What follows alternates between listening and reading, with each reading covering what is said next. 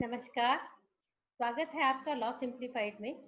Social umbrella foundation के तहत किए गए इस इनिशिएटिव में हम आम जनता को कानून और कानून से जुड़ी जटिलताएं और जटिल प्रक्रियाओं को बहुत साधारण और सरल शब्दों में लोगों तक पहुंचाते हैं ताकि वो कानून को समझ सके।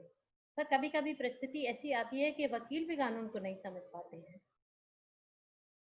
कोविड के दौरान रोज नए रूल्स एंड रेगुलेशन और रोज नई एडवाइजरी जारी हो रही है। ऐसी ही कुछ प्रक्रिया, ऐसी ही कुछ जटिलता आ रही है ट्रैफिक रूल्स को लेकर, जिसमें अगर आप अपनी गाड़ी में बैठे हैं तो आपको मास्क लगाना जरूरी है या नहीं।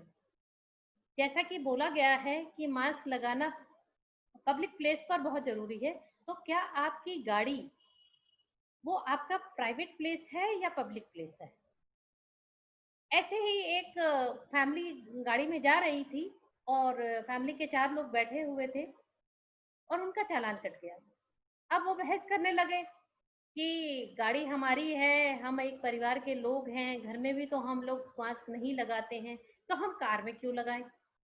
इस पर ट्रैफिक पुलिस का ये कहना था कि हम कैसे आइडेंटिफाई करें कि आप परिवार हो और एक ही घर में रहते हो या अलग-अलग रहते हो? और अगर हम इन पचड़ों में पड़ने लग जाएंगे तो ट्रैफिक को कौन संभालेगा? That was very valid point. पर क्वेश्चन ये है, जब आप अपनी गाड़ी में जा रहे हो, जब अपनी कार में जा रहे हो, आपकी कार एयर कंडीशन है और गाड़ी के शीशे भी आपने बंद किए हुए हैं और आप अकेले हो, तो मास्क लगाना जरूरी क्यों है? क्योंकि जब हम मास्क लगाते हैं तो घुटन तो महसूस होती है। और एक एडवाइजरी ऐसी भी आई थी जिसमें बोला गया था, अगर आप पार्क में सैर करने गए हो या आप साइकिलिंग कर रहे हो तो आपको मास्क लगाना बहुत जरूरी नहीं है। पर अलग-अलग डिपार्टमेंट ने अलग-अलग एडवाइजरी बनाई हुई है, अलग-अलग कानून बनाए हुए हैं, खुद ही कानून बनाए हुए हैं, खुद ही इम्प्लीमेंट कर रहे हैं, खुद ही उस पे जस्टिस दे रहे हैं। तो that is really confusing situation. एक वकील साहब हैं सौरभ शर्मा जी, जो अपने घर से अपने ऑफिस आ रहे थे 9 सितंबर को और उनका चालान इस बात पर कट गया कि उन्होंने मास्क नहीं लगाया।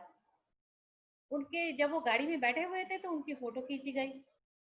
तो उन्होंने जब बोला कि मैं कार में बैठा हूँ तो ये तो मेरा पर्सनल प्लेस है, ये मेरा प्राइवेट प्लेस है, तो वो एसडीएम ने भी उनकी बात को डिनाई कर दिया और उनके ऊपर 500 रुपए का चालान इम्पोज कर दिया गया। अब उन्होंने हाई कोर्ट में एक याचिका दायर की कि इस कंफ्यूजन की स्थिति को निकालने के लिए क्या किया जाए। जब हर डिपार्टमेंट की एक अलग फाइंडिंग है तो उसको कौन क्लैरिफाई करेगा?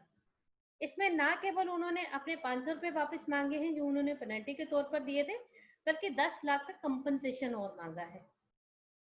जस्टिस नवीन चावला ने एक इशू नोटिस किया है ministry of health and family welfare को, Delhi government and Delhi disaster management authority को और पुलिस डिपार्टमेंट को, जिसमें उनसे इसका जवाब मांगा गया है।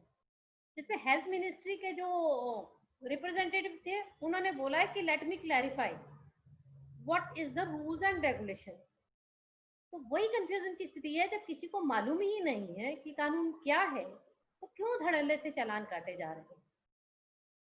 अब इस जो केस है उसकी अगली सुनवाई जो है वो 18 नवंबर को होगी। तो ये सारी सिचुएशन का जो क्या बोलते हैं संक्षेप ये है कि अभी कंफ्यूजन की स्थिति बनी हुई है।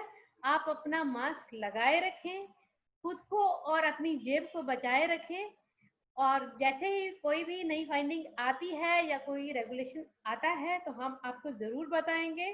अभी लॉ सिंप्लीफाइड में एक ही सिंपल जो क्या बोलते हैं संक्षेप में एक ही जो फाइंडिंग निकली है वो ये है कि मास्क को लगाए रखें, लोगों को रोजगार देते रहें। आखिर और रोजगार नहीं है तो कम से कम मास्क लगाने वालों को तो रोजगार मिलता रहे।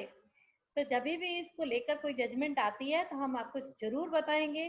Thank you so much. अगर आपको हमारा वीडियो पसंद आता है और आपको लगता है कि ये हम कोई पर्पस सॉल्व कर रहे हैं, हालांकि इस वाले वीडियो में आपका पर्पस सॉल्व नहीं हुआ है बट हम करते हैं, तो आप लाइक करिए, शेयर करिए, सब्सक्राइब करिए और जुड़े रहिए।